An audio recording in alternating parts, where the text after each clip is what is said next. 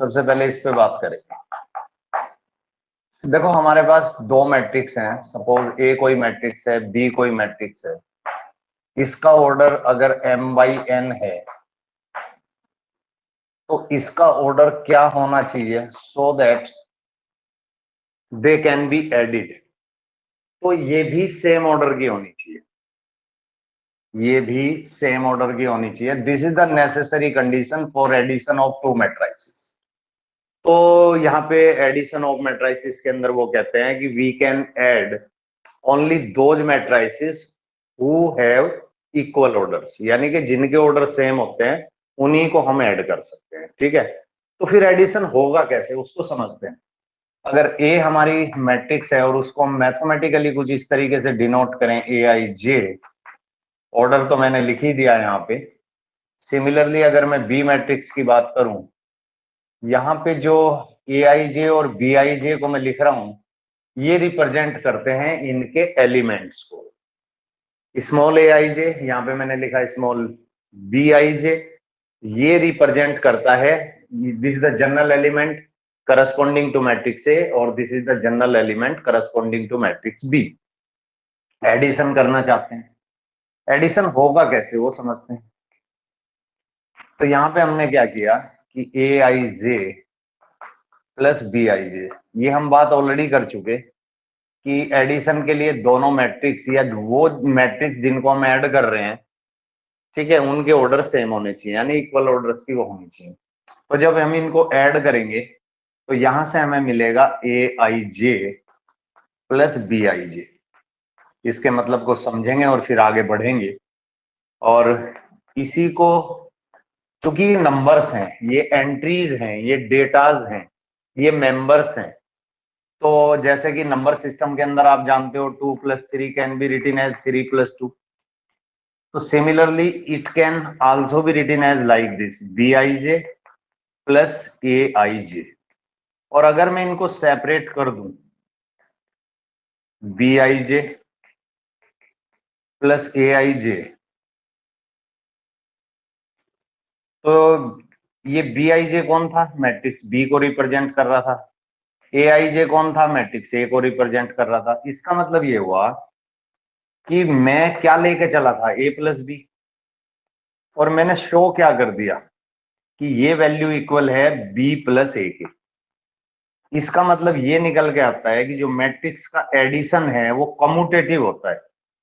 मतलब इस बात से कोई फर्क नहीं पड़ता कि हम A को पहले रखें, यानी कि पहले लिखें और उसके बाद B को लिखें और फिर दोनों को ऐड करें, या पहले B को रखें फिर A को रखें तब ऐड करें, कोई फर्क नहीं पड़ता। जो रिजल्टेंट मैट्रिक्स हमें मिलेगी वो सेम मिलेगी।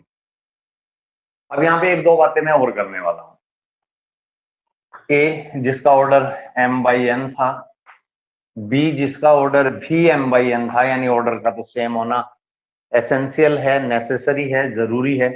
तो जो मुझे इन दोनों को ऐड करने के बाद रिजल्टेंट मैट्रिक्स मिलेगी उसका ऑर्डर भी वही होगा जो A का है या फिर वो जो B का है, यानी resultant matrix will be same order as matrix A और एज A मैट्रिक्स B। जैसा मैट्रिक्स A का ऑर्डर था जो भी रहा होगा या B का जो भी रहा होगा, दोनों के तो सेम होने ही होने हैं, तभी तो मैट्रिक्स का एडिशन पॉसिबल होगा। तो रिजल्टेंट मैट्रिक्स का ऑर्डर भी सेम होने वाला। एक तो ये कंक्लूजन निकल गया।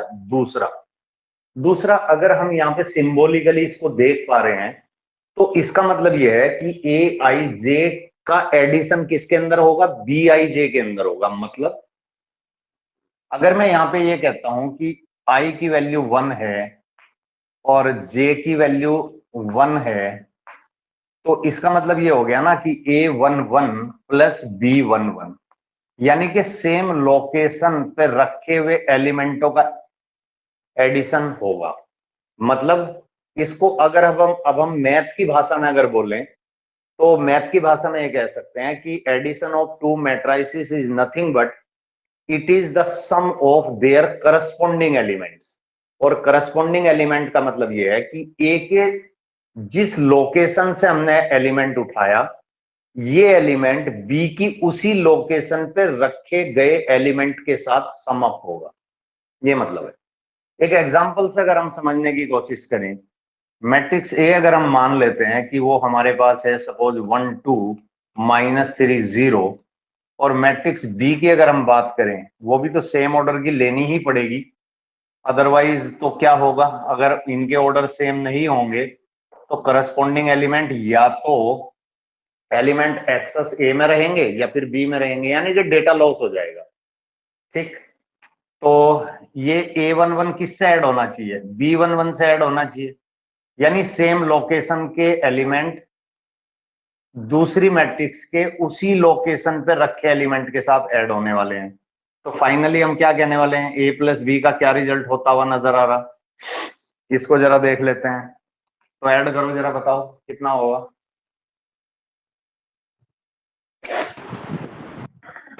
ऐड कर लो पहले। 3515। ठीक है,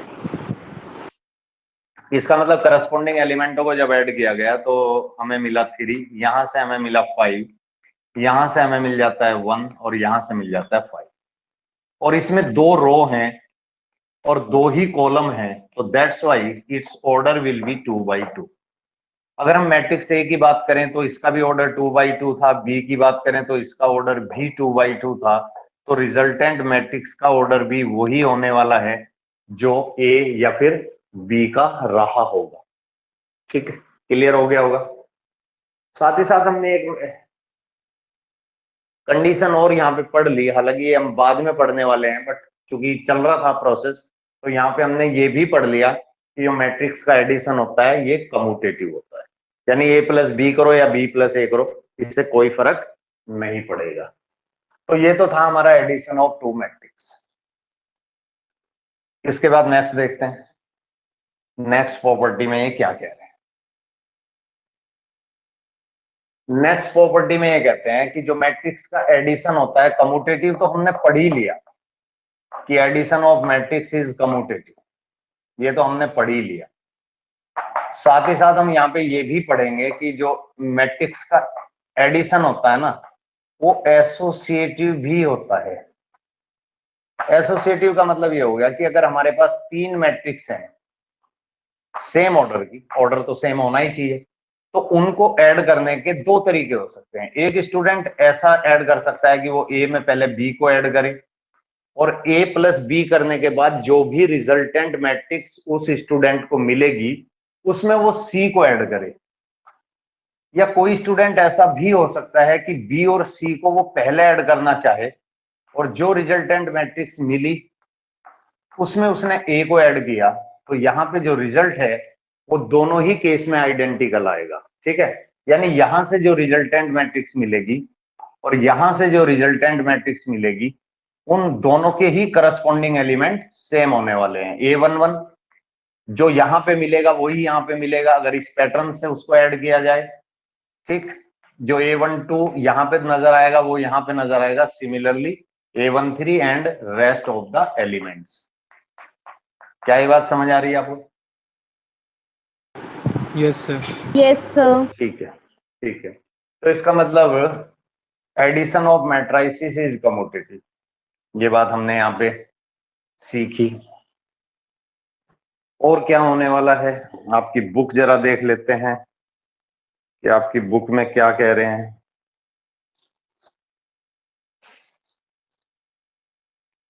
टाइप्स ऑफ मैट्रिक्स के बाद ये सब हुआ। चलो, ऑपरेशन की हमने बात करी थी, एडिशन हमने स्टडी किया अभी अभी, एडिशन के बाद सीधा फिर मल्टीप्लिकेशन शुरू हो जाती है और इसको हम बाद में डिस्कस करेंगे, और इससे पहले हम बात कर लेंगे इक्वलिटी ऑफ मैट्राइसिस की। चलो, तो अब सीधे पहुंचते हैं नेक्स्ट टॉपिक के ऊपर, और वो कहता है इस टॉपिक के अंदर इक्वलिटी ऑफ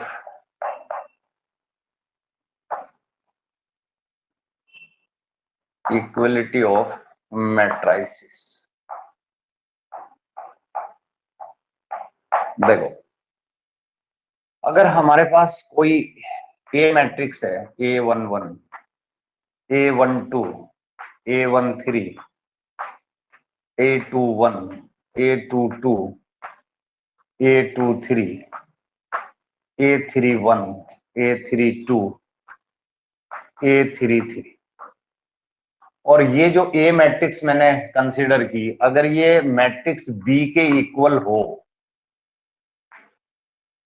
B के इक्वल हो मतलब B11 B12 B13 B21 B22 B23 और लास्ट रो लिख रहा हूं B31 B32 B33, अगर ये दोनों इक्वल हैं तो इसका मतलब इनके करस्पॉन्डिंग एलिमेंट इक्वल होने चाहिए या नहीं? Yes sir. तो इनके करस्पॉन्डिंग एलिमेंट इक्वल होने चाहिए। इसका मतलब यह है कि two matrices are said to be equal if and only if. मैंने क्या वर्ड का इस्तेमाल किया? इफ एंड ओनली इफ, यदि और केवल यदि, यदि और केवल यदि, इसका हिंदी मतलब होता है,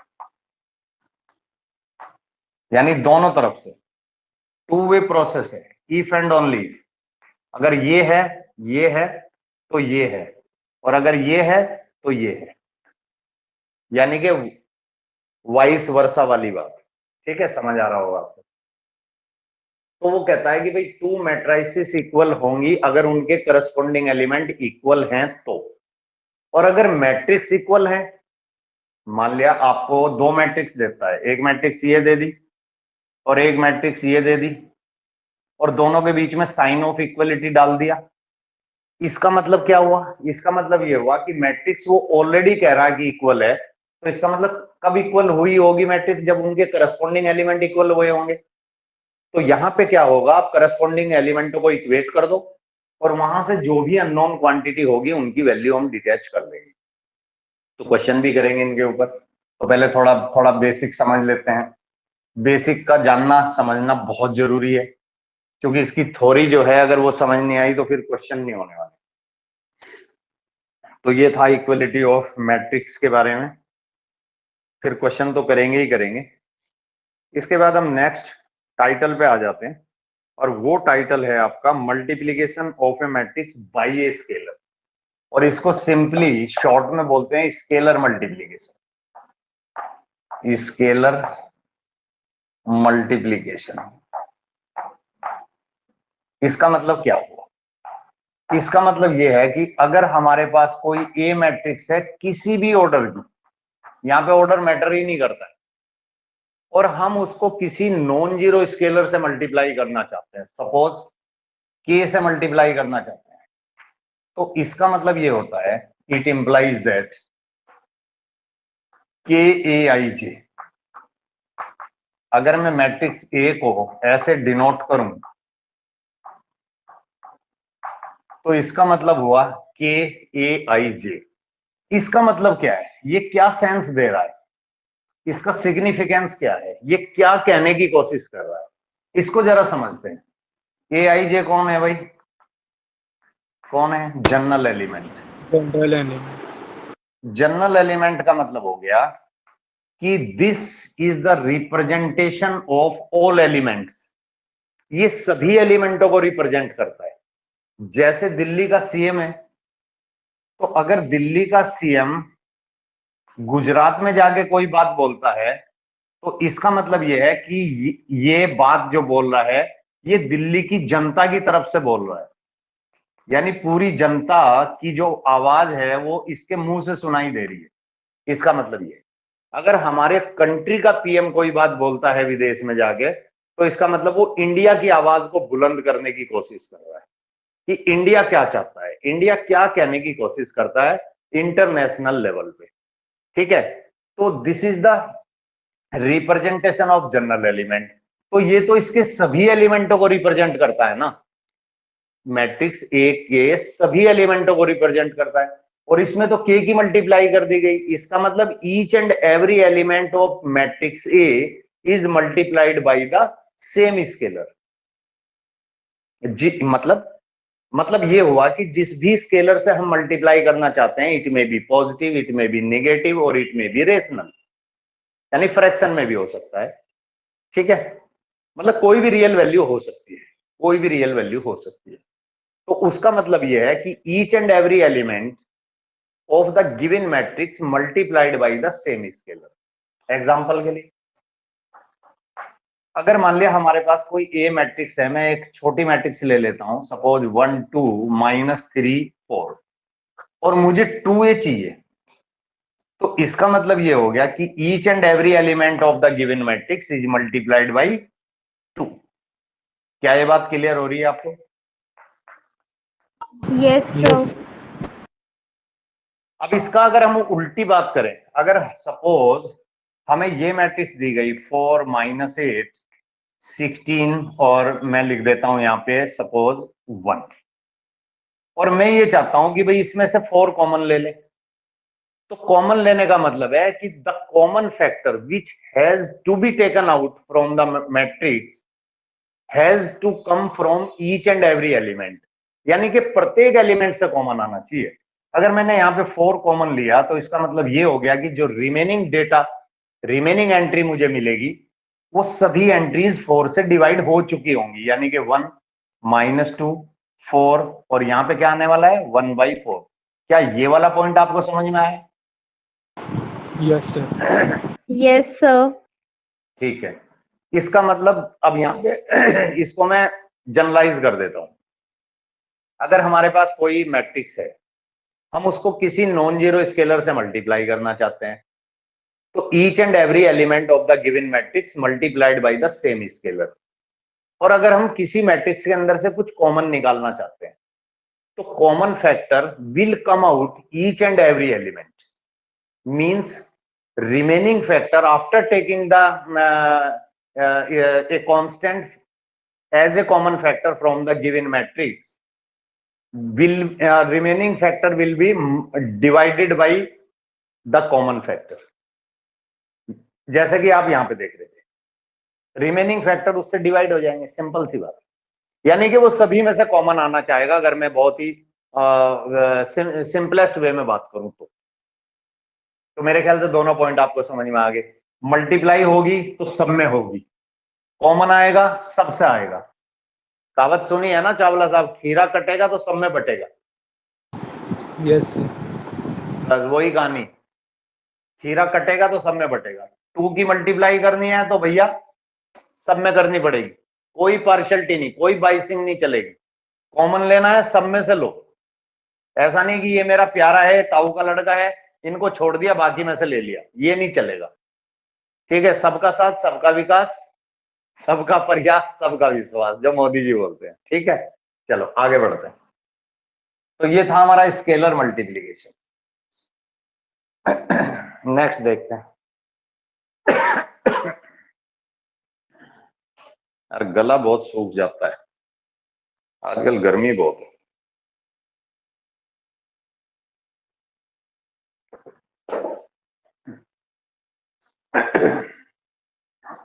नेक्स्ट देखते हैं जरा।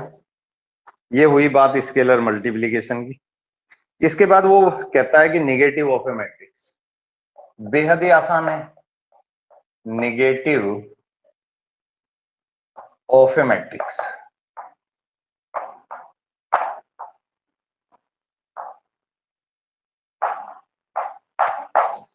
देखो इसको समझते हैं, इसको थोड़ा सा पहले नंबर सिस्टम से समझते हैं। अगर मान लिया मेरे पास 5 कोई डिजिट है, ध्यान से समझना, और मुझे इसका निगेटिव ऑब्टेन करना है, तो कैसे हो सकता है, इस दुनिया में कैसे पॉसिबल है?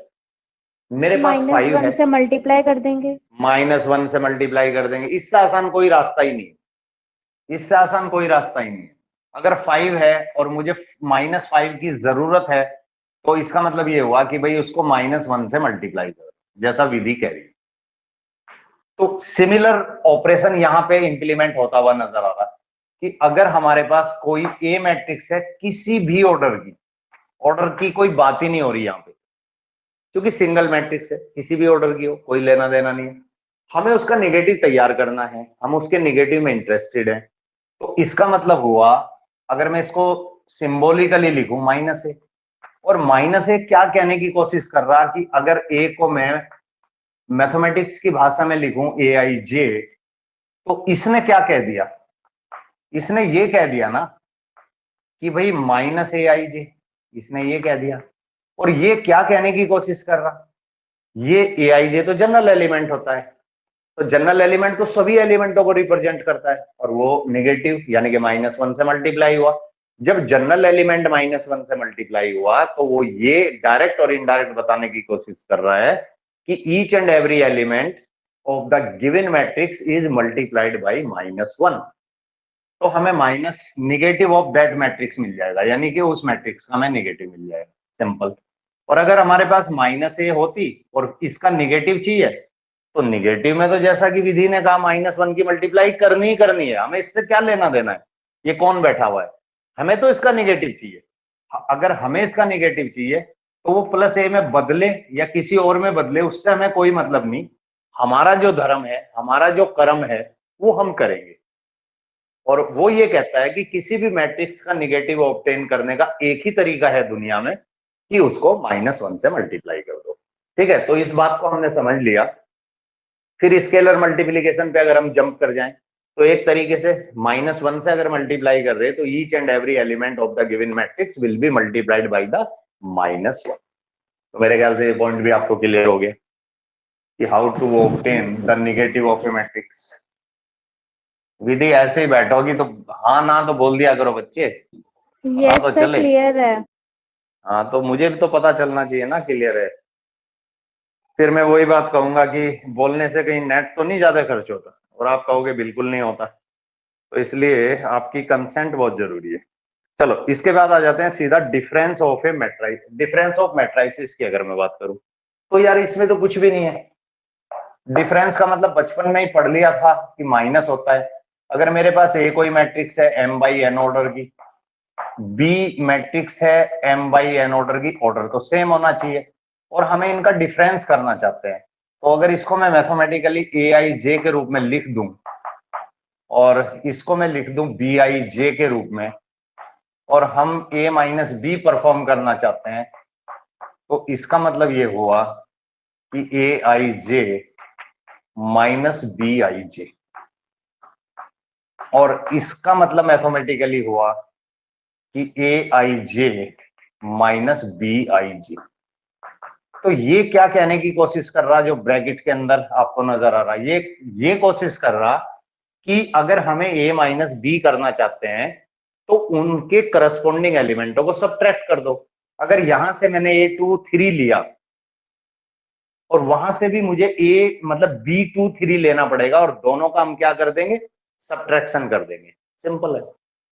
तो चलो एक एग्जांपल से समझते हैं। अगर a मेरे पास कोई मैट्रिक्स हो, मान लिया 1 2 -3 0, और there is another matrix of same order like this 5 7 8 9, और मुझे a-b अगर परफॉर्म करना पड़े तो कैसे होगा, करस्पॉन्डिंग एलिमेंटों को सब्ट्रैक्ट कर देंगे। a11 माइनस b11, यहां से मुझे -5, यहां से मुझे मिल जाएगा -11, और यहां से -9।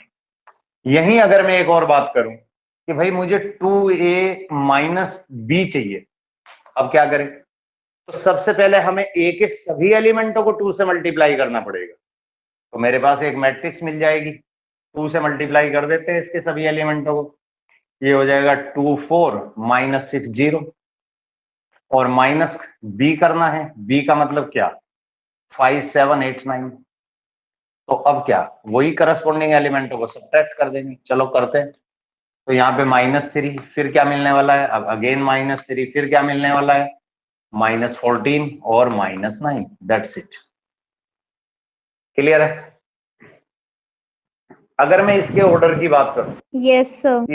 इसके ऑर्डर की बात करूं तो 2/2, इसके ऑर्डर की मैंने बात करी तो वो भी 2/2, a-b परफॉर्म किया तो 2/2। यहां भी अगर हम देख रहे हैं तो 2a उसी ऑर्डर की रहने वाली है, ये तो है ही 2/2, तो रिजल्टेंट मैट्रिक्स भी हमें मिली 2/2। यानी कि एडिशन और सब्ट्रैक्शन और स्केलर मल्टीप्लीकेशन में जो भी पेरेंट मैट्रिक्स होती है, यानी कि उसका जो भी ऑर्डर होता है, एडिशन या सब्ट्रैक्शन या स्केलर मल्टीप्लीकेशन के बाद जो रिजल्टेंट मैट्रिक्स हमें मिलेगी, उसका ऑर्डर भी वही होगा जो पेरेंट मैट्रिक्स का चलो, कम्यूटेटिव लॉ स्टडी कर चुके हैं, एसोसिएटिव लॉ स्टडी कर चुके हैं। इसके बाद हम बात करेंगे existence of additive identity. Existence of additive identity, ये नेक्स्ट हेडिंग है आपका। एग्जिस्टेंस ऑफ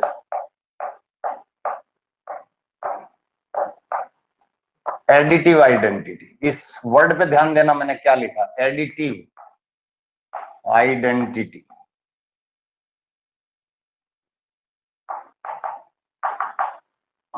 ठीक है, इसको जरा देखते हैं। नंबर सिस्टम की अगर बात करूं, मेरे पास 5 है, मैं इसमें क्या ऐड करूं, कौन सा नंबर ऐड करूं कि मेरा जो नंबर था मेरे पास बिफोर एडिशन, एडिशन के बाद भी वही रह जाए, तो आंसर आएगा 0। जी। 0. इसका मतलब यह है कि 0 इज कॉल्ड एडिटिव आइडेंटिटी। मतलब एडिशन के केस में 0 एक ऐसा नंबर है जो किसी भी नंबर के अंदर ऐड करो तो कोई उस नंबर पे फर्क पड़ने वाला नहीं है। Number remain as such as before, यानी जैसा पहले था एडिशन के बाद भी वैसा ही रहने वाला है। तो नंबर सिस्टम की अगर हम बात कर रहे हैं तो 0 इज कॉल्ड एडिटिव आइडेंटिटी, क्योंकि ऐड किया गया, और आइडेंटिटी का मतलब कोई फर्क नहीं पड़ा एक तरीके से।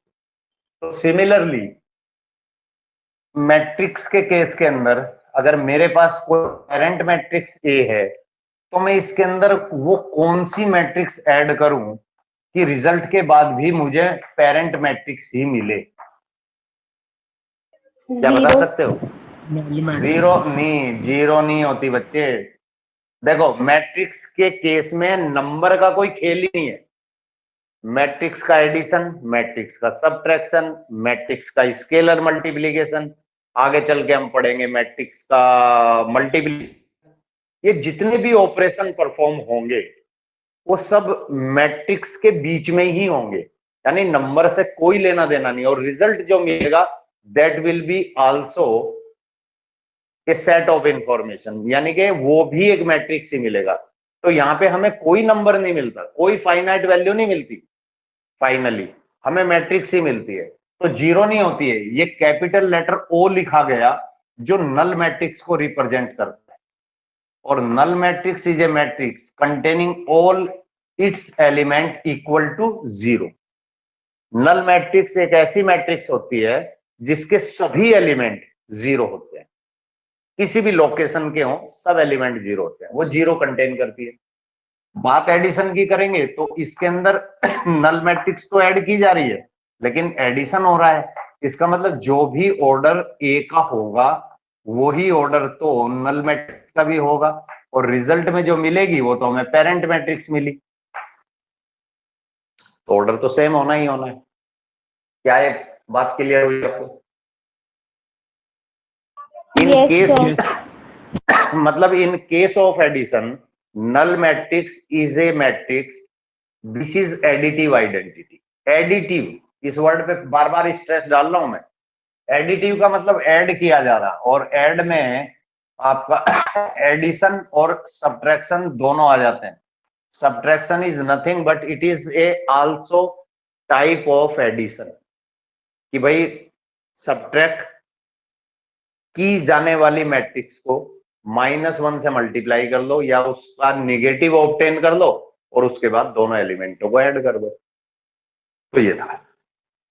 इसके बाद नेक्स्ट है एग्जिस्टेंस ऑफ एडिटिव इनवर्स। देखो यहां पे अब इनवर्स की बात कर रहे हैं, और वो भी किसकी? एडिटिव की।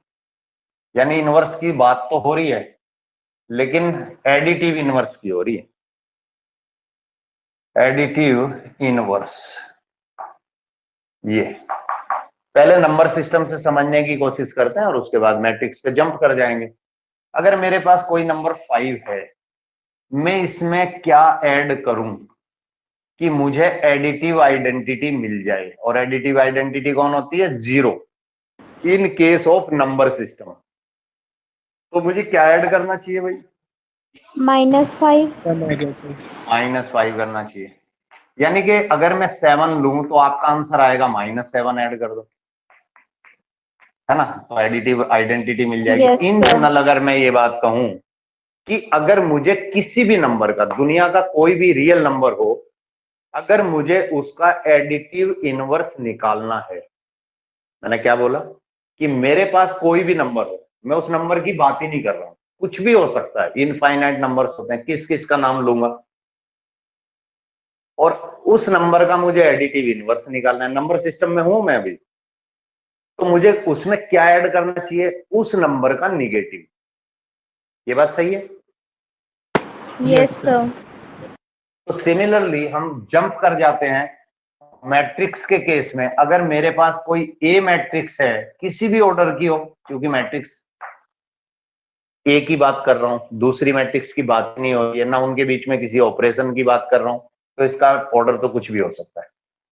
तो भाई मैं इसमें क्या ऐड करूं, मुझे क्या ऐड करना चाहिए ताकि मुझे एडिटिव आइडेंटिटी मिल जाए। और एडिटिव आइडेंटिटी होती है नल मैट्रिक्स। ये जीरो नहीं है, मैं बार बार इस बात को रिपीट करूंगा, ये है null matrix. This is the notation for null matrix. तो मुझे क्या ऐड करना चाहिए, उस मैट्रिक्स का क्या मुझे नेगेटिव नहीं ऐड करना चाहिए, या कुछ यस और सर। करना चाहिए। Yes sir negative. तो इसका मतलब ये हुआ कि ये कहलाता है एडिटिव इनवर्स ऑफ ए। यहीं अगर मैं आपसे ये पूछता कि मेरे पास -5 है, मुझे इसमें क्या ऐड करना चाहिए ताकि मुझे एडिटिव आइडेंटिटी मिले, नंबर सिस्टम की बात कर रहा हूं, तो क्या बोलोगे आप। +5। +5 मतलब आप ये कहने की कोशिश कर रहे हो कि जो भी नंबर हो, जो भी नंबर हो, उसका नेगेटिव ऐड अगर कर दिया जाए तो we will get additive identity. ये कहने की आपने कोशिश करी, जो मुझे समझ में आया। अगर मेरा x निगेटिव है तो उस वैल्यू को जब मैं यहां रखूंगा तो माइनस एक्स, तो +x में बदल जाएगा। और ये निगेटिव है, ध्यान रखना। अगर मैं अगर मैं x को पॉजिटिव कंसीडर कर रहा हूं तो वो लिखा ही है। तो कुल मिला के कहने का मतलब ये है कि किसी भी मैट्रिक्स का एडिटिव इनवर्स निकालने के लिए हमें क्या करना पड़ेगा, उस मैट्रिक्स का निगेटिव ऑब्टेन करना पड़ेगा। अब सवाल ये उठता है कि उस मैट्रिक्स का निगेटिव कैसे ऑब्टेन करेंगे। ये तो विधि पहले ही बता चुकी है कि उस मैट्रिक्स को -1 से मल्टीप्लाई कर दो। और -1 से या स्केलर मल्टीप्लीकेशन की अगर हम बात करें, या -1 को ही अगर हम पकड़ के चले, तो -1 से ए को मल्टीप्लाई करने का मतलब ये होता है कि each and every element of matrix A is multiplied by -1। क्या ये पॉइंट समझ में आ रहा है। Yes sir. Yes sir. तो भाई ये था हमारा एग्जिस्टेंस ऑफ एडिटिव इनवर्स। किसी भी मैट्रिक्स का एडिटिव इनवर्स निकालना बेहद आसान है, बस उसको -1 से मल्टीप्लाई करना है, यानी each and every element of the given matrix will B multiplied by -1। Simple. चलो इसके बाद आ जाते हैं कुछ प्रॉपर्टीज पे, प्रॉपर्टीज ऑफ स्केलर मल्टीप्लीकेशन। तो अब इस टाइटल को मैं रब कर देता हूं और इसके बाद एक नया टाइटल लिखते हैं यहाँ पे, properties of scalar multiplication. Properties of scalar multiplication बेहद आसान है। मल्टीप्लीकेशन देख लेना, स्पेलिंग वगैरह भी ठीक है क्या नहीं है। मैं ऐसे ही, मेरे को रिफ्लेक्शन भी पड़ती है ना, तो कभी कभी कुछ मिस्टेक हो जाती है। सबसे पहले देख लेते हैं। सबसे पहले में ये है, आप मुझे ये बताओ कि अगर मैं सिंपल एलजेब्रा की बात करूं, हम क्या पढ़ रहे हैं बेसिकली, हम मैट्रिक्स एलजेब्रा पढ़ रहे हैं। ठीक है, ये मॉडर्न एलजेब्रा का एक एक ब्रांच है बेसिकली, उसको हम स्टडी कर रहे हैं। तो मुझे आप ये बताओ कि जब हम नॉर्मल एलजेब्रा को स्टडी करते थे और हमें कुछ इस टाइप का एक्सप्रेशन मिलता था और हम ब्रैकेट को ओपन करना चाहते थे, तो क्या हमें कुछ ऐसा मिलता था, यस और नो। Yes sir. यस तो सर। तो सिमिलरली यहाँ पे भी कुछ ऐसा ही है ये डिस्ट्रीब्यूटिव प्रॉपर्टी कह सकते हो आप एक तरीके से कि ये जो k है डिस्ट्रीब्यूट हो जाएगा, ये a के साथ भी चला जाएगा और b के साथ भी चला जाएगा। सिंपल है। तो जैसे अलजेब्रा में है वैसा ही मैट्रिक्स के अंदर है, तो इसमें तो कुछ भी नया नहीं है। और अगर हमारा कोई स्केलर किन्हीं दो कांस्टेंट्स का एल्जेब्रिक सम हो, एल्जेब्रिक का मतलब इट में बी पॉजिटिव इट में बी नेगेटिव, और यहां कोई मैट्रिक्स ए रखी हुई हो और हम ब्रैकेट को ओपन करने में इंटरेस्टेड हो, तो हम इसको लिख सकते हैं के ए प्लस एल ए। ये इसका मतलब ये हुआ कि या तो दोनों के दोनों कांस्टेंट को सम करके इसमें मल्टीप्लाई कर लो, एक बात। दूसरी बात यह है कि इसको के को ए में करो, मल्टीप्लाई एल को ए में करो, और दोनों मैट्रिक्स को फाइनली क्या कर दो, ऐड कर दो। जो भी रिजल्ट आएगा मल्टीप्लाई करने के बाद इनको ऐड कर दो। तो ऐड करने के बाद जो रिजल्टेंट मैट्रिक्स आएगी और यहां से जो रिजल्टेंट मैट्रिक्स आएगी वो दोनों इक्वल होंगी। इक्वल का मतलब क्या, हमने अभी अभी पढ़ा equality of matrix. Equality of matrix का मतलब यह है कि उनके करस्पॉन्डिंग एलिमेंट इक्वल होंगे, यानी इसका एलिमेंट जिस लोकेशन पे जो नजर आ रहा है उसी सेम लोकेशन पे अगर उधर देखेंगे हम तो वैसा ही एलिमेंट, सेम एलिमेंट यानी आइडेंटिकल एलिमेंट हमें वहां पे भी नजर आएगा। अगर इधर -5 है और ये लोकेशन -5 की लोकेशन सपोज करो A32 है, तो वहां पे A32 पे जो एलिमेंट मिलेगा वो भी -5 मिलेगा। इक्वलिटी का यही मतलब होता है, देखने में बिल्कुल आइडेंटिकल एलिमेंट आपको मिल जाएंगे। ठीक है, तो ये था। तो ये बिल्कुल अलजेब्रा की तरह है, अलग से याद करने की बिल्कुल कोई जरूरत नहीं। चलिए आगे बढ़ते हैं इसमें थोड़ा सा। तो ये हो गया आपका, ये हो गया, ओके। चलो तो अब आप ओपन करो जरा मेरे साथ, एक छोटी सी एक्सरसाइज है उसको करते हैं और फिर आगे बढ़ेंगे इसमें। और ये एक्सरसाइज आपको मिलेगी पेज नंबर 64 के ऊपर। तो अब हम डिस्कस करने वाले हैं एक्सरसाइज 3.1 और इसको दिया गया पेज नंबर 64 के ऊपर as per the NCERT in my hand. अगर मेरे में 64 है तो आपके बुक में आगे पीछे हो सकता है, depending upon the I think addition. ठीक है, आप 3.1 ओपन करो, ओपन हो जाए तो बताओ। सर कर ली। Yes, sir. ठीक है, पेन को साइड में रख दो, रख दिया, और बुक Yes, को Yes, सामने sir. रखो, और बुक को सामने रखो। पहला क्वेश्चन डिस्कस करेंगे, एक एक करके आंसर आपकी तरफ से आना चाहिए। मैं पढ़ रहा हूं क्वेश्चन, आपको एक मैट्रिक्स ए दिखाई दे रही है जो क्वेश्चन में ऑलरेडी दी गई है, देख लिया। उसमें आप जरा उसकी रोज काउंट कर लो, मेरे ख्याल से 3 रो हैं। कॉलम की अगर मैं बात करूं तो मुझे 4 कॉलम, मुझे नहीं पता बट लगता है कि 4 कॉलम है, ऐसा ही कुछ है। Yes, Yes, sir. sir. सबसे पहले पार्ट पे आ जाते हैं। यहां पे कहा जा रहा है कि the order of the matrix. Order को जब हम स्टडी कर रहे थे तो वो किसी भी मैट्रिक्स के ऑर्डर को रिप्रेजेंट किया जाता है R बाई सी के द्वारा, जहां R रिप्रेजेंट करता है नंबर ऑफ रो को और C रिप्रेजेंट करता है नंबर ऑफ कॉलम को। तो हमने इसमें रो काउंट की 3, फिर जो वो क्रॉस का निशान लगता है ना बीच में उसको हम बाई पढ़ते हैं, और कॉलम कितने हैं 4। तो फाइनली हम इसके ऑर्डर को क्या कहने वाले हैं, 3/4। 3/4. एग्जैक्टली। इसके बाद हम बात करते हैं सेकंड पार्ट की, जहां हमसे पूछा जा रहा टोटल नंबर ऑफ एलिमेंट्स। अगर हम टोटल नंबर ऑफ एलिमेंट्स की बात करें तो हमने स्टडी किया था कि अगर ऑर्डर को हम मैथमेटिकली मल्टीप्लाई कर दें तो we will get the total number of elements. तो 3/4 को जरा मल्टीप्लाई करके देखो क्या वैल्यू आ रही है। 12. तो it means the given matrix contain total number of element is equal to 12। ये आंसर होना चाहिए। थर्ड पार्ट पे आ जाते हैं।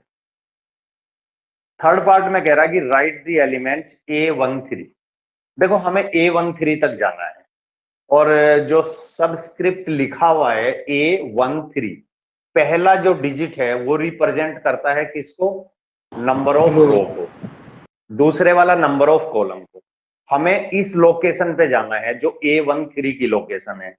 तो क्या ये बात सही नहीं है कि हमें फर्स्ट रो में एंट्री करनी चाहिए और थर्ड कॉलम में Yes, एंट्री करनी sir. चाहिए? और क्रॉस सेक्शन जहां वो आपको प्लस का निशान दिखाई देगा, वो लोकेशन, वो पोजीशन इंडिकेट करेगी हमें A13 के करस्पॉन्डिंग एलिमेंट की जो इस मैट्रिक्स में दिया गया। तो हम फर्स्ट रो में एंट्री करते हैं, थर्ड कॉलम में एंट्री करते हैं, क्रॉस सेक्शन पे जब हम जाते हैं तो हमें 19 दिखाई दे रहा है।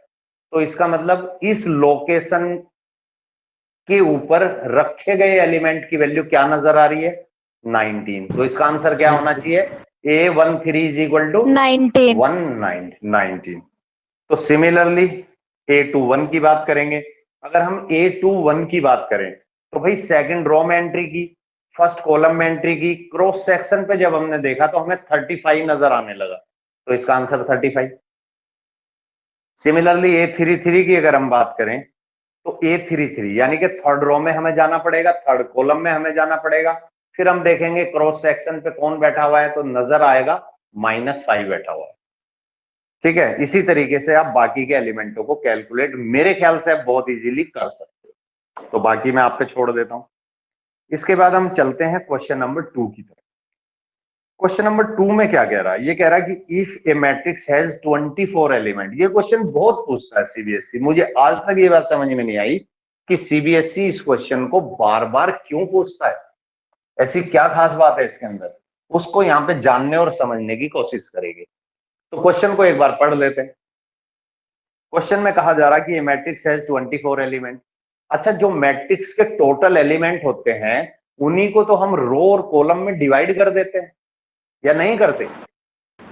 Yes, sir. तो 24 एलिमेंट टोटल दिए गए। तो जानना चाहता है कि what are the possible order it can have. यानी कि हमारे पास टोटल नंबर ऑफ एलिमेंट 24 है, तो कितने ऑर्डर इसके पॉसिबल हो सकते हैं वो हम देखना चाहते हैं। तो क्या 3 ये हो into सकता 8. है? एक एक करके चलते हैं। क्या ये पॉसिबिलिटी हो सकती है कि हम 24 के 24 एलिमेंटों को एक लाइन में लिख दे? हाँ या ना? Yes, sir. Yes, sir. अगर हमने ऐसा किया तो रो तो एक ही बनी, लेकिन कॉलम चावला साहब कितने होने वाले हैं? 24। 24. तो इसका मतलब इसका जो पहला पॉसिबल ऑर्डर है वो है 1/24। यानी सबसे पहले हम इसको 1 से डिवाइड करेंगे। 1 से डिवाइड करने का मतलब है हम एक ही रो को लाइक कर रहे हैं, यानी 24 के 24 एलिमेंटों को हम एक ही रो में बैठाना चाहते हैं। 1 से डिवाइड, 1 का मतलब रो, मतलब एक ही रो। अगर हमने इसको 2 से डिवाइड किया, 2 से डिवाइड किया तो हम 24 एलिमेंटों को दो रो में बैठाना चाहते हैं। तो कितना आएगा? 12। तो इसका मतलब अगर हमने रो 2 बनाई तो कॉलम तो 12 बनेंगे ही बनेंगे। भाई 2 से डिवाइड कर दो इसको। अब हम 3 से डिवाइड करके देखना चाहते हैं क्या ये 3 से डिवाइड हो रहा है? तो मुझे लगता है हो रहा 3 है। by 8. 3/8। तो अगर हम 4 रो में इंटरेस्टेड हो तो क्या ये 4 से डिवाइड हो रहा है? तो आंसर आएगा ये। 4 by Yes, 6. अगर sir. हम अगर हम 5 रो में इंटरेस्टेड लें कि भाई 5 रो में इनको डिवाइड करें तो हमारे एलिमेंट बच जाएंगे या फिर कम पड़ जाएंगे। बात सही है? बात सही है Yes, गलत? sir. तो चूंकि ये टोटल नंबर ऑफ एलिमेंट 5 से डिविजिबल नहीं है, इसका मतलब टोटल नंबर ऑफ एलिमेंट जो हमारे क्वेश्चन में 24 दिए गए, ऐसा कोई अरेंजमेंट पॉसिबल नहीं है कि जिसमें 5 रो हम प्रोड्यूस कर सके। तो वो ऑर्डर तो पॉसिबल है ही नहीं। तो उससे और आगे बढ़ते हैं, 6 की तरफ चलते हैं। तो क्या अगर 6 से डिवाइड करूं तो हो जाएगा? बिल्कुल हो जाएगा। Yes, sir. अब यहां से जहां डिवाइड होना बंद हो जाए, 5 पे बंद हो गया था, अब ये सारे ऑर्डर रिवर्स ऑर्डर में शुरू हो जाएंगे। देखो यहाँ पे 4/6 था तो यहाँ पे 6/4 हुआ, फिर 7 से नहीं होगा तो 8 से होगा तो 8/3 रिवर्स ऑर्डर मिला, फिर 9 से नहीं होगा, 10 से नहीं होगा, 11 से नहीं होगा, सीधा 12 से होगा तो 12/2। ठीक है, फिर 13, 14, 15, 16, 17, 18, 19, 20, 21, 22, 23 से बिल्कुल नहीं होगा तो सीधा जाके कहाँ होगा, 24 से होगा। 24. तो मतलब 24 का मतलब ये हो गया कि हमने 24 रो बना दी। इसका मतलब सभी एलिमेंटों को वर्टिकली सेट कर दिया। रो 24 बन चुकी है लेकिन कॉलम अभी भी एक ही है, तो इसके जस्ट रिवर्स ऑर्डर आने शुरू हो जाते हैं। देख लो, ध्यान से देख लो, सारे रिवर्स है। तो 1 2 3 4 5 6 7 8, तो कितने ऑर्डर पॉसिबल हैं, 8 ऑर्डर पॉसिबल है। यानी 8 तरीके से आप अरेंज कर सकते हो 24 एलिमेंट्स को डिफरेंट ऑर्डर के अंदर। क्लियर हो गया या नहीं हुआ? Yes.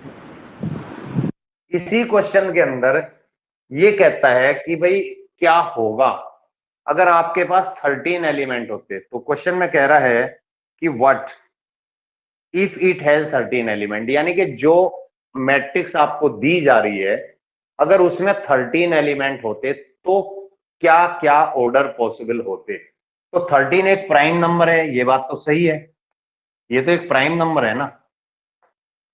Yes, sir.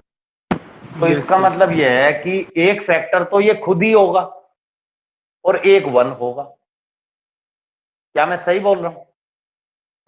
Prime Yes, sir. Number, prime Yes, sir. Number की कैरेक्टरिस्टिक, प्राइम नंबर की खास बात, प्राइम नंबर की अच्छाई, प्राइम नंबर की गुणवत्ता क्या होती है कि एक तो वो खुद का ही फैक्टर होता है और एक 1 तो सबको डिवाइड कर देता है ना।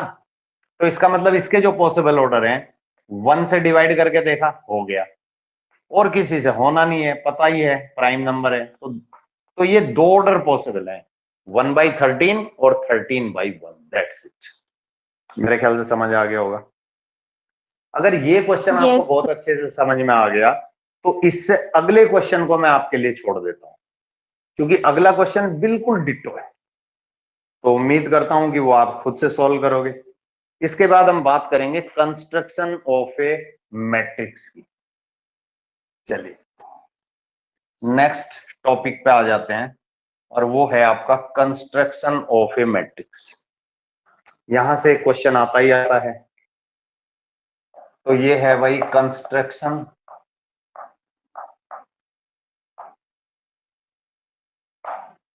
Of a matrix. Of a matrix, देखो किसी भी मैट्रिक्स को कंस्ट्रक्ट करने के लिए क्या क्या नेसेसरी चीजें हैं जो हमारे पास होनी चाहिए। जैसे चाय बनानी है, चाय बनाने के लिए भैया चीनी चाहिए, पत्ती चाहिए, दूध चाहिए, पानी चाहिए, गैस चाहिए, और विधि बोलेगी फ्राई पैन भी चाहिए वो सब भी चाहिए। तो चलिए गैस, तो जो जो चीजें चाहिए वो हम देख लेते हैं। तो एक तो हमें जनरल एलिमेंट चाहिए, ठीक है, और दूसरा उसका ऑर्डर चाहिए। तो ऑर्डर तो क्वेश्चन में मेंशन होगा ही होगा, क्योंकि ये तो वो बताएगा ना हमें कि वो किस साइज की, यानी किस ऑर्डर की मैट्रिक्स की डिमांड कर रहा है, उसका ऑर्डर क्या होना चाहिए। और दूसरी बात यह है कि वो जनरल एलिमेंट को डिफाइन करेगा।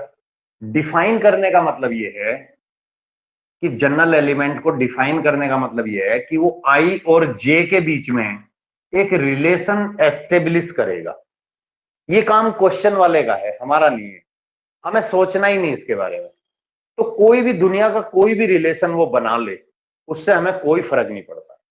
ठीक है, अब एग्जाम्पल कंसीडर करते हैं। मान लिया हमसे कहा गया कि एक 2/2 ऑर्डर की मैट्रिक्स बनानी है, किसी भी ऑर्डर की, वो क्वेश्चन में देगा, इसकी चिंता करने की जरूरत नहीं। I+J whole square divided by 2। I और जे में एक रिलेशन दे दिया, ये रिलेशन तो कुछ भी हो सकता है, इससे हमें क्या फर्क पड़ता है। तो हम क्या करेंगे, सबसे पहले एक इस ऑर्डर की जो दिया गया, यानी कि जो रिक्वायर्ड ऑर्डर है उसकी एक जनरल मैट्रिक्स कंस्ट्रक्ट करेंगे। 2x2 ऑर्डर की कही उसने, तो हमने क्या किया कि एक 2x2 ऑर्डर की जनरल मैट्रिक्स कंस्ट्रक्ट कर दी। ये कर दी हमने 2x2 ऑर्डर, यानी 2 रो हैं 2 कॉलम है।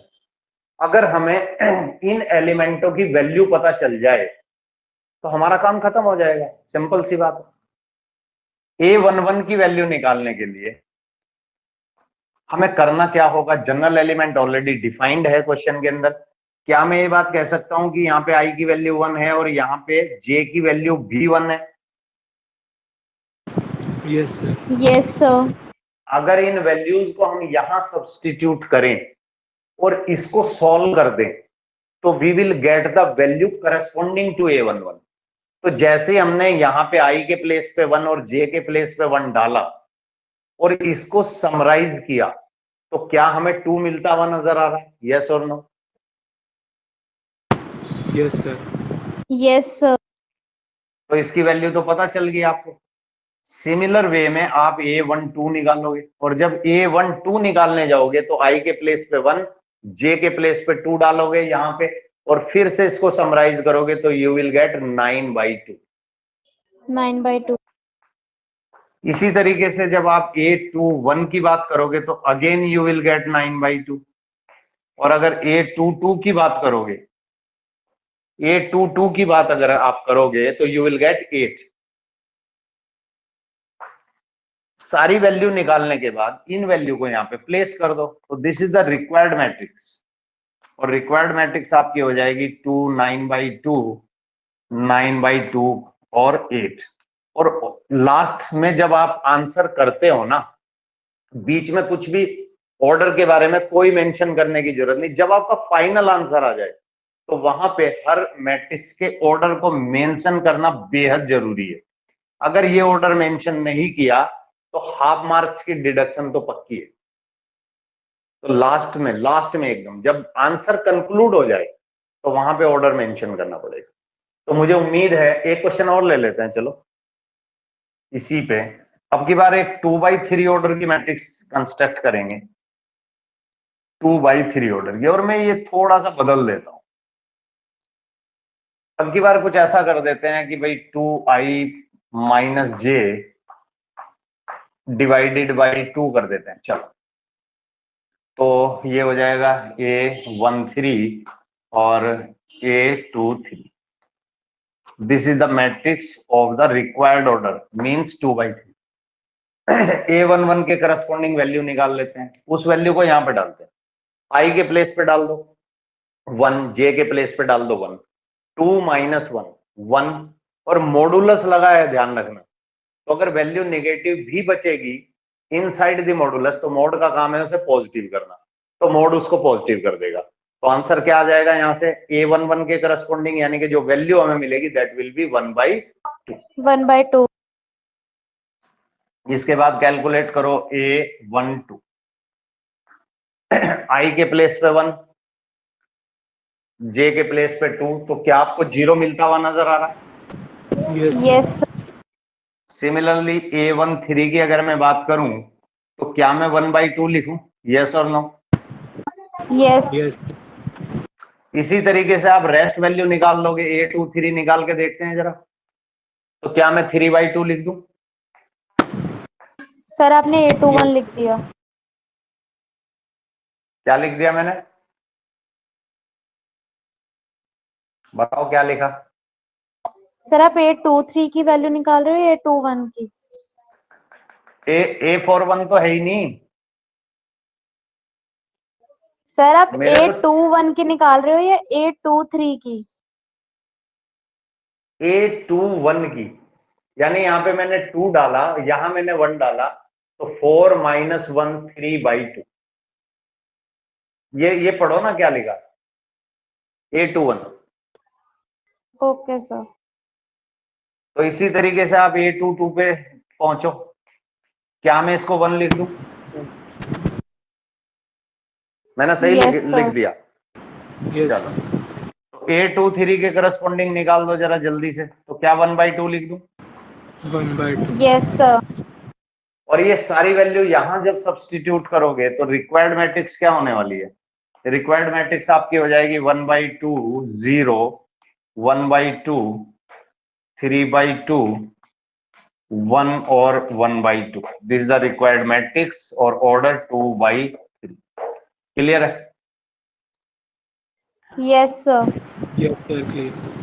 तो मेरे ख्याल से कंस्ट्रक्शन में कहीं कोई इश्यू आने वाला नहीं है, और अगर आने वाला नहीं है तो फिर से एक बार हम अपनी एक्सरसाइज पे वापस चलते हैं.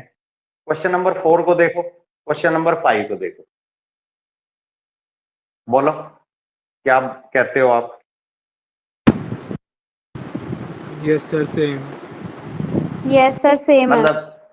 मतलब करना पड़ेगा खुद से. सही Yes. बात है, कर लोगे. चलो नेक्स्ट पे आ जाओ. नेक्स्ट क्वेश्चन हमारा बेस्ड है इक्वलिटी ऑफ मैट्राइसिस की प्रॉपर्टी के ऊपर. यहां से भी एक क्वेश्चन आता है बोर्ड के अंदर. ध्यान से देखना, ध्यान से समझना. पहले पार्ट की मैं बात कर रहा हूं. क्वेश्चन नंबर 6 पे हम पहुंच चुके हैं और यहां पे कहा जा रहा है कि find the values corresponding to X Y Z if following equation जो है होल्ड करती है.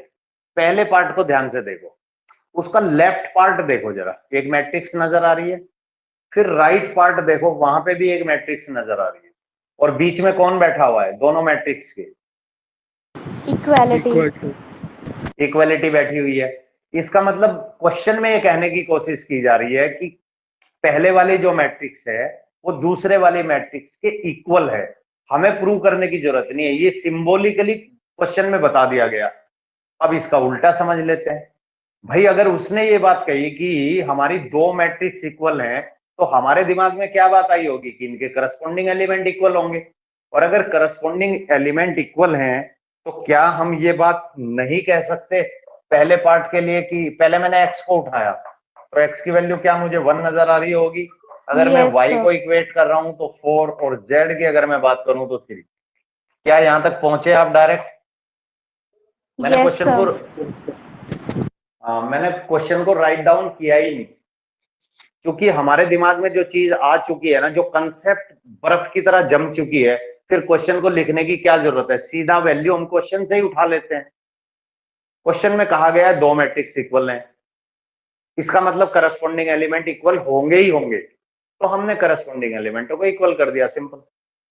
इसके बाद चलते हैं सेकंड पार्ट की तरफ, और सेकंड पार्ट में भी इक्वलिटी दी गई दो मैट्रिक्स के बीच में. तो हमें समझ में आ रहा है कि भाई करस्पॉन्डिंग एलिमेंट तो इक्वल होंगे ही होंगे. तो यहां से x + y = 6 मुझे नजर आ रहा. एक्स वाई तक पहुंचना चाहता हूं तो एक्स वाई में एक और रिलेशन की मुझे जरूरत है, तो मैंने इनको एक साथ लिख लिया. और इसके बाद अगर मैं बात करूं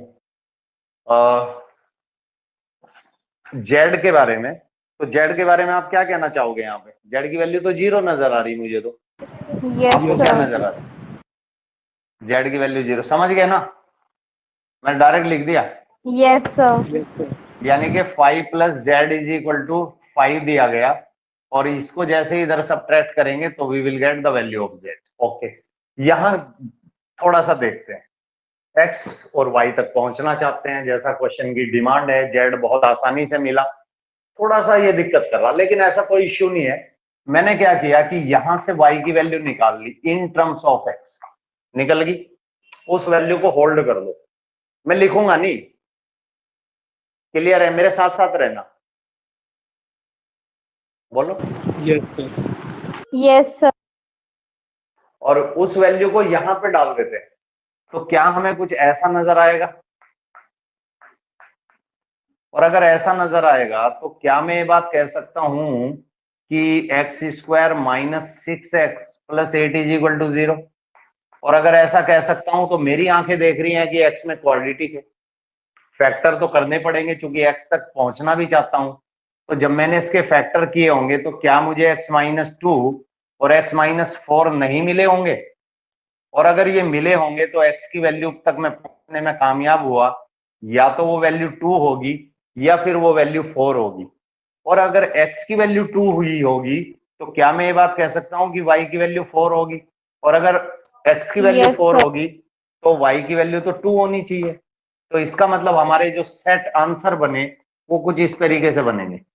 अगर x की वैल्यू 2 है तो उस टाइम y की वैल्यू 4 होगी, और z तो एक ही वैल्यू को लेकर घूम रहा है इस दुनिया में, तो वो तो 0 ही है। ओके, क्या दूसरा आंसर ये नहीं होगा कि अगर x की वैल्यू 4 है तो y की वैल्यू 2 होगी, और z के बारे में फिर से मैं उसी बात को रिपीट करूंगा, क्योंकि z का तो एक ही वैल्यू है, वही वैल्यू पहले सेट के साथ जाएगी और वही वैल्यू दूसरे सेट के साथ भी जाएगी। समझ आ रही है कहानी? Yes Yes, sir. sir. चलो, अब इसी क्वेश्चन के अंदर, इसी क्वेश्चन को मैं एक आईआईटी का क्वेश्चन बना देता हूं। कुछ साल पहले आया था, मैं इस आंसर को नहीं मिटाऊंगा, बस आपको समझाने के लिए है कि क्या होना चाहिए। देखो कैसे आया था क्वेश्चन। क्वेश्चन ये आया था भाई, इसी क्वेश्चन को कन्वर्ट कर देता हूं। ये है मेरा x प्लस वाई, ये है मेरा 5 प्लस जेड, और यहां पे है फिर इज इक्वल टू के बाद ये है 6, ओके, ये है यहाँ पे 2, ये 5 और 8। ये तो क्वेश्चन है एक्चुअली, ये तो है क्वेश्चन। अब मैं इसको अगर थोड़ा सा चेंज करूं, थोड़ा सा मैं इसको अगर चेंज कर दूं, तो एक्स वाई तो छूट गया यार, इसका तो एक ही कॉलम लिख पाया ना मैं। दूसरा कॉलम क्या है? दूसरा कॉलम है 2 और एक्स वाई, ऐसा कुछ है, ऐसा कुछ ये है। और यहां पे वो लिख देता है सपोज जेड। ध्यान से समझना मेरी बात को। ऑप्शन में दिया गया, पहली ऑप्शन कहती है कि वो क्वेश्चन में ये कह रहा है कि भाई find the value of x या real value of x, find real value of x. चलो, ऑप्शन में दिया जा रहा है 2, ऑप्शन में दिया जा रहा है 4, ऑप्शन में दिया जा रहा है 0, ओहो, और ऑप्शन में दिया जा रहा है नो रियल वैल्यू। अब आपके हिसाब से क्या आंसर आना चाहिए, बस ये बता दो। ये आईआईटी में क्वेश्चन पूछा गया था। बताओ।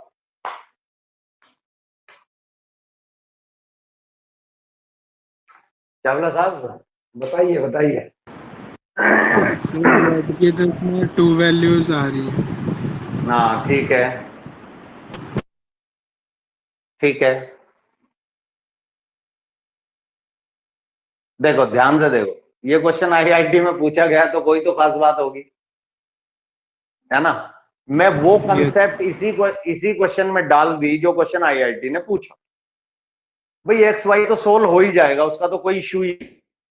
लेकिन क्या ये बात सही नहीं है कि अगर ये मैट्रिक्स इसके इक्वल है तो यहां से मुझे जेड की वैल्यू 0 मिल रही है, और यहां से मुझे जेड की वैल्यू 2 मिल रही है, जो आपस में कंट्राडिक्ट कर रहा है। और अगर ये कंट्राडिक्ट कर रहा है तो यस फिर सर। इक्वल, तो फिर दो मैट्रिक्स इक्वल कहां हुई? लेकिन वो कह रहा है कि इक्वल है, इसका मतलब एक्स की कोई भी रियल वैल्यू आने वाली नहीं है। ये बात समझ में आ रही है कि नहीं आ रही है आपको, पहले ये बताओ। Yes sir. yes sir. हाँ, ये चीज ध्यान रखने की है। तो यही क्वेश्चन पूछा गया था। अब स्टूडेंट क्या करेगा? स्टूडेंट एक्स वाई को सॉल्व करने में ही लग जाएगा, मतलब एक्स वाई की इक्वेशन उठाएगा, सॉल्व करेगा, एक्स की वैल्यू निकालेगा, उसके बाद ऑप्शन मिलाएगा। अरे भाई इस पे भी ध्यान दो ना कि उसने ये इससे कहीं दूर दूर मैच नहीं कर रहा है। यहां कोई वैल्यू दी गई, यहां कोई वैल्यू दी गई, यहां कोई वैल्यू दी गई, यहां कुछ कहने की कोशिश कर रहा है। तो कहने की अगर वो कोशिश कर रहा है, इसका मतलब कोई तो मतलब होगा इसका। और मतलब यही है कि यहां इक्वलिटी तो उसने कहा कि इक्वल है, लेकिन करस्पॉन्डिंग एलिमेंटों से यहां पे जेड 0 दे रहा है, लेकिन यहां पे जेड 2 बोल रहा है। तो एक ही टाइम के अंदर या तो Z0 हो सकता है या Z2 हो सकता है, कंट्राडिक्ट हो रहा, आपस में विरोधाभास है, ठीक है। तो इसका मतलब इस इक्वेशन के अंदर, इक्वेशन का मतलब दो मैट्रिक्स इक्वल है, मतलब इक्वेशन का मतलब बेसिकली क्या होता है, मैं आपको बता दूं कि कोई भी मैथमेटिकल स्टेटमेंट हो जिसमें दो एग्जैक्टली इक्वल साइड हो, यानी एक लेफ्ट हैंड साइड एक राइट हैंड साइड और बीच में साइन ऑफ इक्वलिटी, वो इक्वेशन कहलाती है। तो यहाँ पे चूंकि साइन ऑफ इक्वलिटी है, लेफ्ट हैंड साइड एग्जिस्ट करती है, राइट हैंड साइड भी एग्जिस्ट करती है, तो ये इक्वेशन है in the form of matrices. तो यहां पे चूंकि कंट्राडिक्ट हो रहा है सब कुछ, तो इसलिए कोई भी एक्स की रियल वैल्यू आने वाली नहीं, ठीक है। तो कुछ तो रहा होगा, तभी तो आईआईटी पूछती है इन चीजों को, तो क्लू होते हैं कुछ ना कुछ। चलिए खैर, तो ये था हमारा क्वेश्चन नंबर 6 और आई थिंक इसके पार्ट कितने हैं उसको थोड़ा देखते हैं। चलो, तो अब जल्दी से क्वेश्चन नंबर 6 का ही थर्ड पार्ट करते हैं। तो मैंने क्या किया, करस्पॉन्डिंग एलिमेंटों को इक्वेट करना शुरू कर दिया।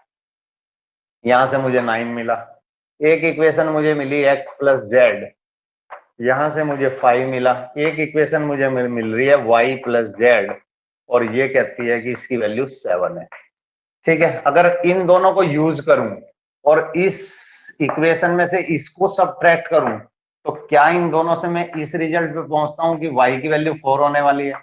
और अगर y की वैल्यू को मैं यहां डाल दूं, तो क्या मैं ये बात कह सकता हूं कि z की वैल्यू 3 है। और अगर z की वैल्यू को यस यहां सर। डाल दूं, तो क्या मैं ये बात नहीं कह सकता कि x की वैल्यू 2 होने वाली है। इसका मतलब Yes, फाइनल sir. आंसर मुझे मिलता हुआ नजर आ रहा है, x की वैल्यू 2, y की वैल्यू 4 और z की वैल्यू 3। क्लियर है? Yes sir. Yes, okay, sir. Good. अब आप आ जाओ क्वेश्चन नंबर 7 पे, और पूरी उम्मीद है कि क्वेश्चन नंबर 7 को खुद से सॉल्व कर पाओगे आसानी के साथ, तो ये मैं आपके लिए छोड़ देता हूं।